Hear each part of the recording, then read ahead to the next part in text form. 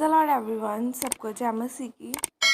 मैं बिलीव करती हूँ आप सभी ब्लेस्ड होंगे यीशु मसीह के सामर्थ्य नाम के द्वारा। परमेश्वर आप सबको ब्लेस करे। आइए मैं आप सबकी के लिए उस वचन को पढ़ती हूँ जो वचन हमें परमेश्वर के दास अपोस्टल अंकुर यूसुफ नरूला जी द्वारा और परमेश्वर की दासी पास्टर सोनिया यूसुफ नरूला जी द्वारा दिया जाता है।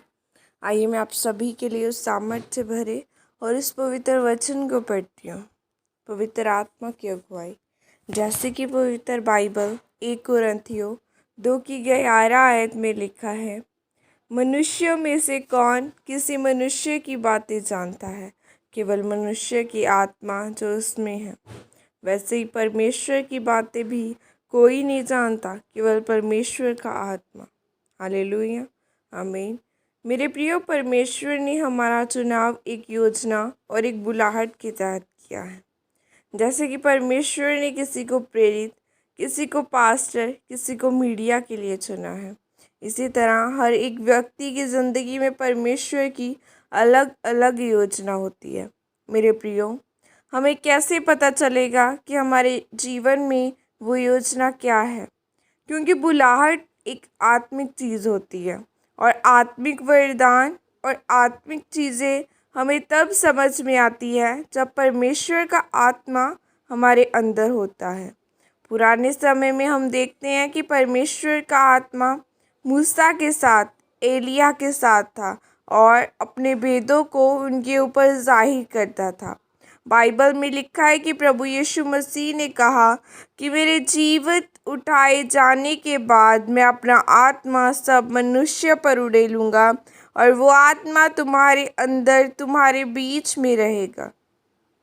हालेलुया। इसीलिए मेरे प्रियो, जब परमेश्वर का आत्मा हमारे अंदर होगा तो हम आत्मिक चीज़ों और दानों वरदानों को और भी अधिक रीति के साथ समझ पाएंगे और परमेश्वर की बुलाहट के अनुसार काम कर पाएंगे।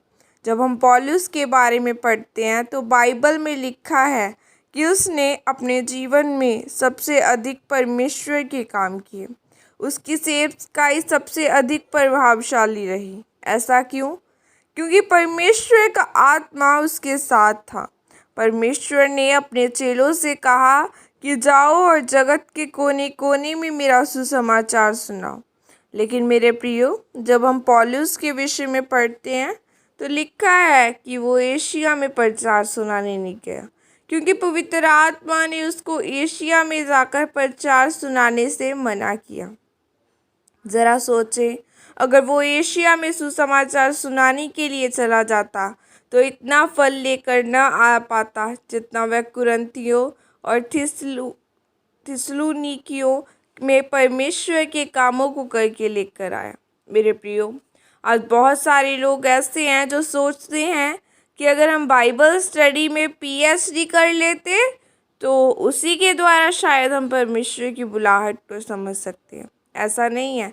चाहे हम बाइबल स्टडी भी ना कर ले, लेकिन अगर हमारे पास पवित्र आत्मा नहीं है तो हम परमेश्वर की सामर्थ को ग्रहण नहीं कर सकते। जब हम उत्पत्ति 1 अध्याय को पढ़ते हैं तो लिखा है कि जब परमेश्वर ने कहा कि उजाला हो तो उस वक़्त परमेश्वर के वचन के साथ साथ वहाँ पर पवित्र आत्मा भी मौजूद था। और जब पवित्र आत्मा की मौजूदगी में परमेश्वर ने यह वचन बोले कि उजाला हो तो उजाला हो गया। हालेलुया। उसी तरह हमारे जीवनों में भी परमेश्वर की बुलाहट को समझने के लिए परमेश्वर की आत्मा का हमारे जीवन में होना बहुत ज़रूरी है। मेरे प्रियो, बाइबल में लिखा है कि जहाँ कहीं परमेश्वर का आत्मा है वहाँ आज़ादी है, वहाँ पर छुटकारा है। इसीलिए अगर आप अपनी ज़िंदगी में शांति, छुटकारा और आशीषों को देखना चाहते हैं तो आपके जीवन में पवित्र आत्मा का होना बहुत ज़रूरी है। और पवित्र आत्मा आपको तभी चलाएगा जब परमेश्वर का वचन आपके जीवन में होगा। आमीन, आमीन। यह प्रार्थना आपकी तरफ से की जाए। सर्वशक्तिमान परमेश्वर, इस वचन के लिए पिता, मैं आपका धन्यवाद करती हूँ। परमेश्वर, मैं प्रार्थना करती हूँ कि आप मुझे अपना पवित्र आत्मा दे ताकि मैं अपने जीवन में आपकी बुलाहट को समझ सकूं और अपनी अगुवाई को पूरी कर सकूं। प्रभु यीशु मसीह के सामर्थ्य नाम में मांगती हूँ, आमीन। God bless you all.